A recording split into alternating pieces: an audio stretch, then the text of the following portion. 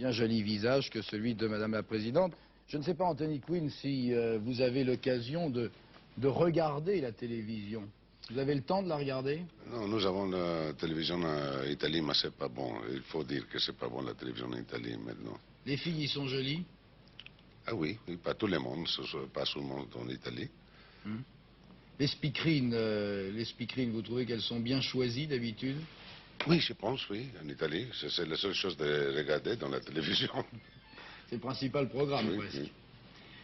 Vous-même, you have the time to make a television show? Non, non, non. Vous avez le temps de faire des shows de télévision? Pas du tout, non, non, non, pas en Italie. J'ai fait des télévisions en Amérique, mais pas en Italie. Pas en Amérique, pas en Italie. Non, non, non, pas en Italie. Et pourtant, maintenant, avec votre disque, il va bien falloir chanter à la télévision. Non, je chante pas, je parle dans le disque, je chante pas. Pourquoi? Vous n'avez pas voulu aller jusqu'à la chanson? Non, non, non. J'aime parler dans le disque, mais pas chanter. Je ne suis pas Frank Sinatra ou ça. Je le fais souvent comme ça m'amuse, alors je fais des disques. Je vous propose, avant de continuer cette conversation, d'écouter quand même quelques mesures de ce disque.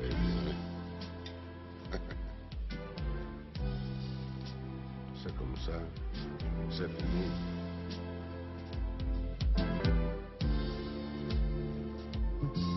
I've got to go. Nous tous c'est fini. I've got to go. Nous c'est bien fini. Il faut se quitter. Nous tous c'est fini. Baby, how can I tell you? The vacation is over. La camarade, les horses. Le soleil a fait sa valise. C'est fini. Je sais ce que tu pourrais penser. Ah, l'Américain s'est payé 3 semaines de vacances avec la jolie Française. Là n'est pas le problème. Le problème, c'est que tu ne peux pas vivre où je vis. Sweetheart, Manhattan, c'est pas la Camargue. Le soleil est caché.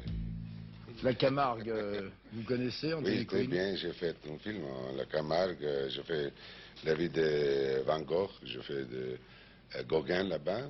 Ça me plaît beaucoup, la Camargue. Oui. C'est un peu comme le Mexique. Vous y faites un peu de cheval? Oui, oui. Ça me plaît beaucoup. J'ai fait beaucoup de westerns, tout ça. Alors, j'aime le cheval.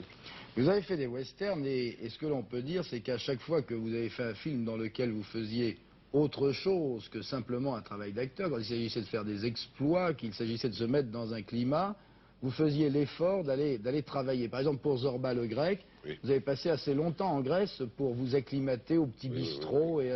Et à ce climat-là, non? Oui, oui, oui, non, ça me plaît beaucoup, la Grèce.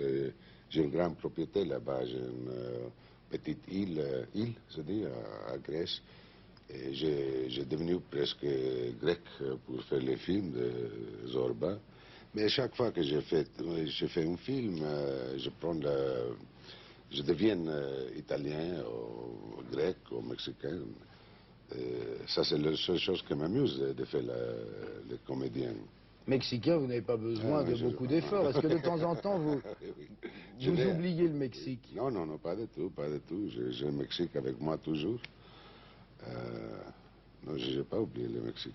Rod, vous aviez un grand projet, après Zorba, en particulier de créer un centre philosophique. Oui, c'est pas philosophique, c'est une chose que je voudrais faire parce que je pense qu'il n'y a pas un endroit maintenant pour toute la gens que je voudrais.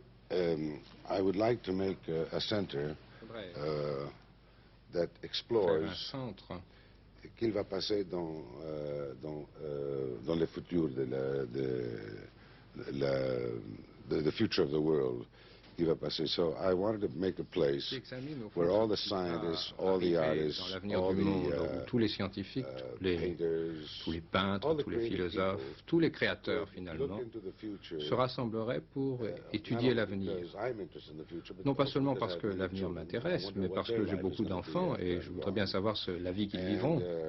There was one such center started Et il y a eu une telle initiative qui a été prise par une personnalité américaine, mais qui n'a abouti nulle part. Je crois que c'était en fait compte tenu de la situation géographique de Rhodes que cette hypothèse a des chances d'aboutir. Je crois que Rhodes est merveilleusement situé à cet égard, un petit peu à mi-chemin entre l'Afrique, l'Europe, Israël. Ce serait vraiment le point cardinal où l'on pourrait créer un tel centre. Je crois qu'en fait, ce qui se passera plutôt dans le Moyen-Orient sera déterminant pour notre vie dans les 50 années à venir. Oui, c'est intéressant de vous entendre dire ça, car on a souvent l'impression que les acteurs de cinéma, de théâtre se détachent un petit peu de la vie du monde. Ils vivent pour eux-mêmes. Non, c'est pas. Non, je ne pense pas du tout que ce soit vrai. Les acteurs vivent parfaitement leur temps. Et je crois d'ailleurs que c'est un petit peu méconnaître leur rôle. Les acteurs doivent véritablement jouer un rôle d'avant-garde dans l'histoire et dans la vie. Et personnellement, je suis très soucieux de ce qui se passe dans le monde. D'ailleurs, ça fait partie de notre rôle. On a dit à certains moments que les acteurs ne devraient jamais s'engager politiquement, religieusement, philosophiquement. Non, ce n'est pas du tout vrai. Il faut regarder les choses en face et être mûr dans ce domaine. Les acteurs ont le droit de s'exprimer et doivent le faire. Vous lisez toujours beaucoup vous-même, parce que vous étiez l'un de ceux dans le monde du spectacle qui lisait beaucoup, qui allait beaucoup aux concerts. Vous aimez la musique. Oui, vous avez une vocation d'architecte au départ. Vous vouliez être architecte. J'ai commencé comme architecte. Architecte. Oui, j'ai étudié auprès de Frank Lloyd Wright, l'un des plus grands architectes mondiaux. Et je suis passé au cinéma simplement pour gagner suffisamment d'argent pour retourner à l'école. Mais finalement, je me suis resté dans le cinéma, c'est la vie. Mais je conserve un très grand enthousiasme pour l'architecture. Et c'est peut-être un peu ce qui m'a amené à choisir Rhodes, parce que je voulais créer mon propre site architectural, en quelque sorte. Vous avez aussi touché au théâtre. Oui, absolument. Vous me demandez si je joue des personnages de théâtre. Oui, en fait, j'ai joué dans la dernière pièce de Tennessee Williams aux États-Unis, mais malheureusement, celle-ci n'était pas tout à fait mûre. Peut-être qu'elle parlait de problèmes politiques que l'Amérique n'était pas encore tout à fait prête à attendre. Il s'agissait en fait de la conspiration autour du meurtre de Kennedy, et je crois que l'Amérique n'était pas prête à entendre ce genre de choses.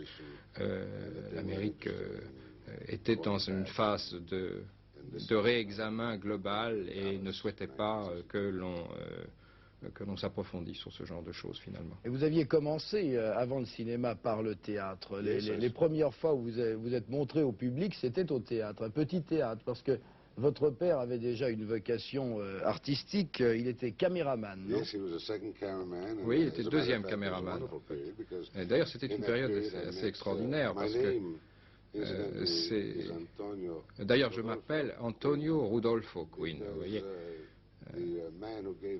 En fait, l'homme qui m'a donné le nom de Rodolfo était Rodolfo Valentino, et il est en fait devenir mon père adoptif. Et je n'avais que 9 ans à l'époque, et il a prédit qu'un jour je serais acteur. Il y a une chose intéressante d'ailleurs. J'ai reçu il y a 2 ans le prix Rudolph Valentino en Italie. C'est d'ailleurs amusant de... Eh bien, racontez-le-moi. Pourquoi c'est amusant? Non, en fait, ce qui est intéressant, c'est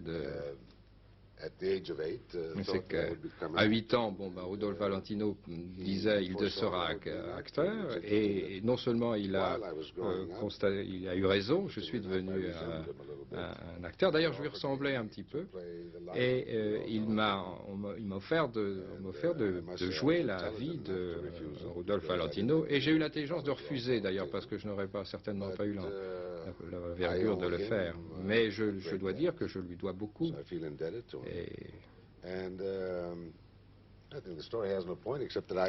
Enfin, cette histoire, si vous voulez, n'a d'autre mérite que de dire que finalement, j'ai eu le prix Rudolph Valentino. Et Rudolph Valentino, qui, je dois vous le dire, sera tourné très bientôt par Ken Russell, et ce sera Rudolf Nureyev qui jouera le rôle de Rudolph Valentino. Le tournage commence en Angleterre au mois d'août. Je pense qu'il va faire un grand succès parce qu'il a les mêmes forces, il a les mêmes énergies de Rudolph Valentino. Il est vraiment beau, je pense qu'il va faire un grand succès avec Valentino.